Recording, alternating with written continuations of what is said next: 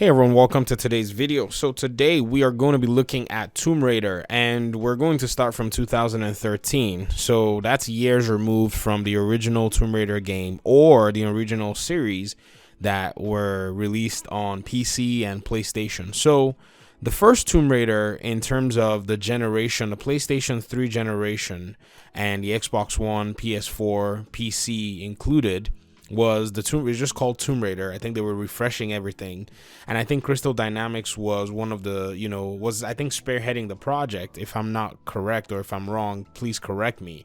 But one thing about this game was a very beloved game by those who enjoy games of that nature. And when I say games of that nature, I'm talking single player, first person experience, narrative driven, and some mechanics to allow for fun gameplay, stealth gameplay, intensity, just a lot of really cool things, because the way these games are designed, they're designed with highs and lows, where at one point you're in danger, at another point you're just navigating your way through the open or semi-open world. This is what makes games like this very, very popular with a lot of gamers. And so when this first Tomb Raider came out, my wife and I, we got a copy of it. I think we rented it, and we played it and we beat it. And one of the really cool things that I will say is I didn't really know that, my wife was into these adventure games until I got Uncharted 4. Well, I said Uncharted 4. I got my PS4, and it came with the Uncharted collection. So Uncharted 1, 2, and 3.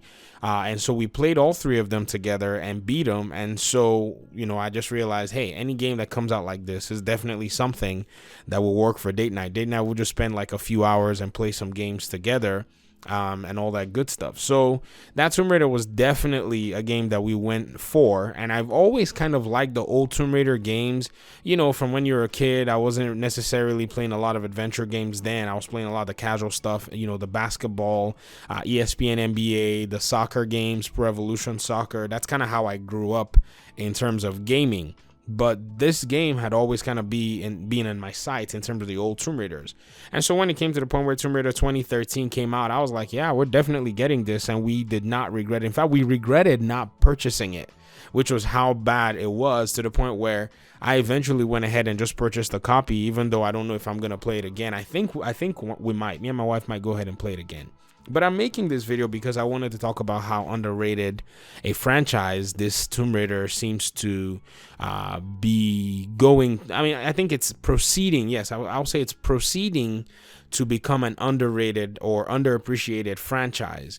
And I think some events have probably made this the case. And so after Tomb Raider in 2013 was released, they had a great Metacritic score. I think it had an 86 Metacritic score, had like an 8.4 user score, which is crazy. 86 Metacritic score and 8.4 user score, which right now, for you to get a good Metacritic score of about 86 is not some easy feat to accomplish. Now, yes, some games have received some really crazy Metacritic scores. We're not going to take it away from them. But, at that time, for a Tomb Raider game, I thought it did very well. I wasn't looking at Metacritic. I was just looking at the game and playing the game. But I looked recently and I saw that the Metacritic scores are actually pretty good. And then after that, the Rise of the Tomb Raider was going to be the game that followed it. And something happened. Microsoft was able to find a way to sneakishly sign some kind of a deal with, Square Enix or whoever was in charge of I'm not going to say any names because I'm not certain, but, the game's a Square Enix game. And so whoever was in charge was able to sign a timed exclusive with Microsoft. And this allowed for the game to be on Xbox for actually 1 year. And I don't know if it was on PC then. I wasn't playing on PC, but I remember being excited for the game. And then when the game was about to be released, I was like, where's my Rise of the Tomb Raider? And somebody, I was watching some news article and somebody said, well, you're not going to get your Tomb Raider game today. You can wait for a whole year. And I was like, man, that is terrible. But, it didn't necessarily bother me. I was playing Tom Clancy's The Division then, or was I playing The Division then? I can't remember what I was playing then. 2016, October 2016. Yes, I was playing The Division then, so there's no way that would have actually affected me in any way. But you come to look at it, the Metacritic score for the game was actually pretty good. User score was about 8.1. If you look at the PS4 20-year anniversary celebration edition, that's what you will be looking at. And I think that's the one that got released on the PS4, something like that.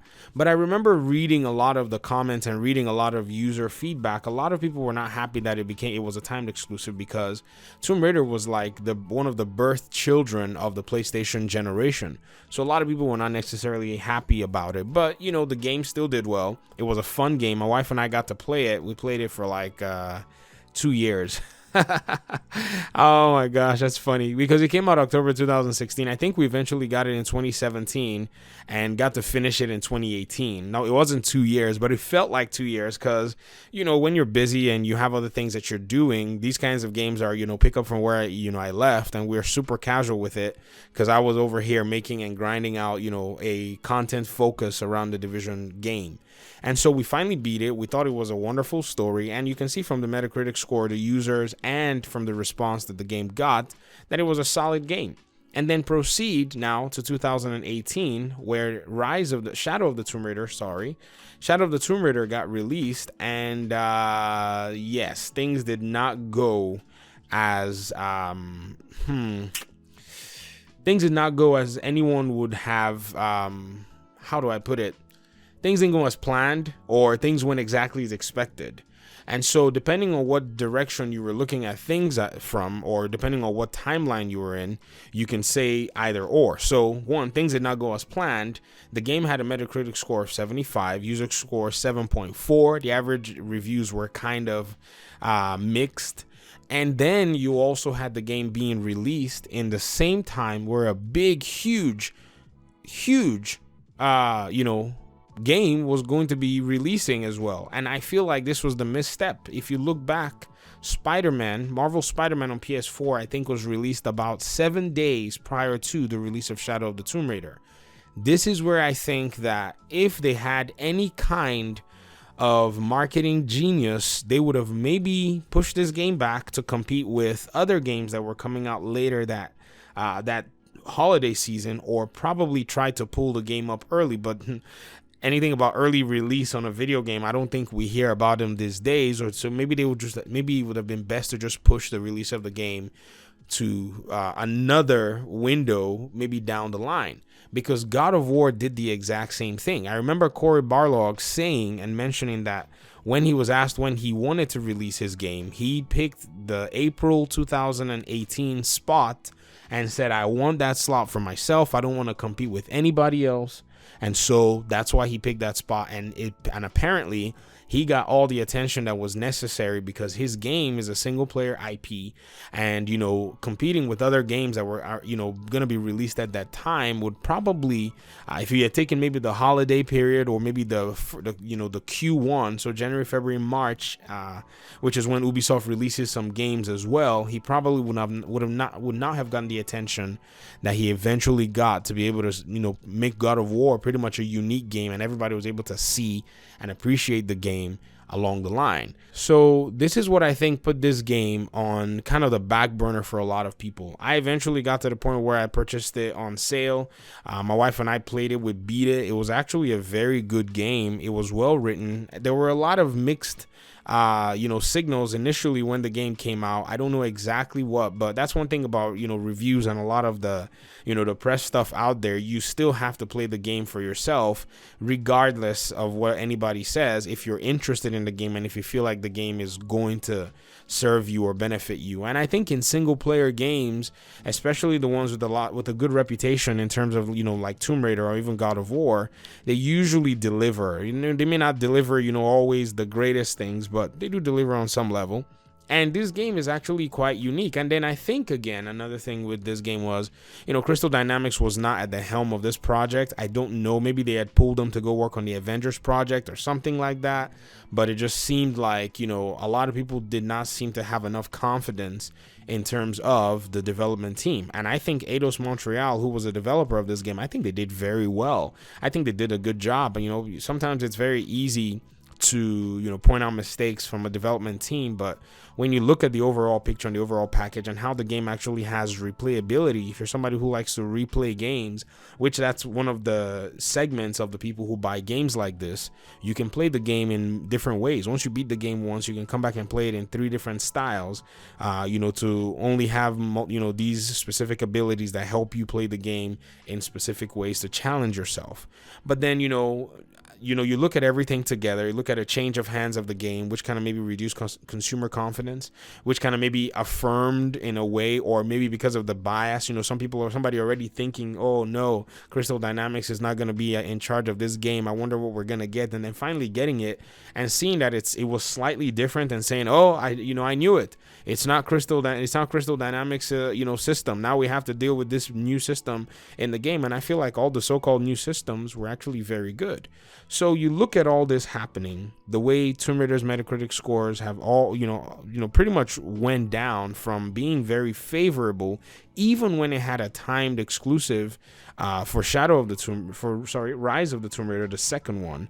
But then Shadow of the Tomb Raider, which was released, you know, across the board, not having the score that the others, not even reaching the same amount of acclaim, I think Tomb Raider is at risk of being a forgotten franchise, or in a sense, underrated franchise. I shouldn't say forgotten, because the developers, one of the lead developers at Crystal Dynamics did say in an article that I read that he was looking forward to working, or he was going to be working on future Tomb Raider games.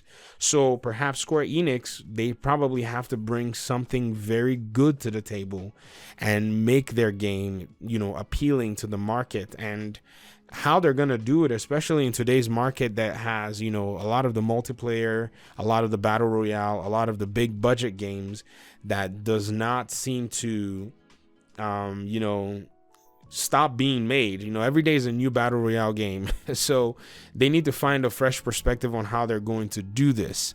You know, maybe better writing, I think, is where Tomb Raider can grow and improve. You know, definitely Tomb Raider can improve from better writing. And I say better writing because the team at Naughty Dog that wrote the first 3 Uncharted games and the developer and producer of Uncharted 4 were all very talented writers. They know how to write. In fact, Neil Druckmann was in charge of the Uncharted 4 project after, you know, some things didn't really go according to plan with Amy Hennig, I think that's her name, and Neil Druckmann was the one who did The Last of Us, and he's the one doing The Last of Us 2. So if he's gonna be bringing out games like these, maybe The Last of Us 2 might be the last in the series, but if that's the case, he'll probably be working on another project, maybe after his sabbatical, if he actually takes one, or if he took one, or if he will take one after the release of the game. And if he's working on a different project, he's going to be coming in with a lot of good story writing.